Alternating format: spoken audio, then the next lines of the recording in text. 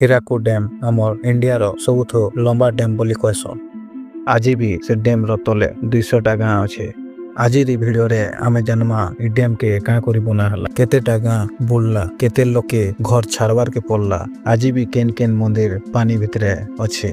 1940 ରେ ମହାନଦୀ କେତେବେଲେ ଶୁଖି ଯାଉଥିଲା ତ କେତେବେଲେ ବାढ़ होतला और ସବୁ ବର୍ଷ नुकसान ଉପରେ नुकसान होतला। 1948 ରେ ଡ୍ୟାମ୍ କାମ ଆରମ୍ଭ ହେଲା। 1957 ରେ ଡ୍ୟାମ୍ बनिकिना रेडी ହେଲା। 259टा गाँ बुड़ी गला। 22,000 परिवार 1,50,000 लोग के तमर घर छाड़बार के पड़ला। ए टाइम रे ताकि डेवलपमेंट सेक्रिफाइस बोली कहा ହେଲା। आज भी जेते बेले खरा मास पानी सुखी जासी, आज भी केतेटा मंदिर से न दिससी।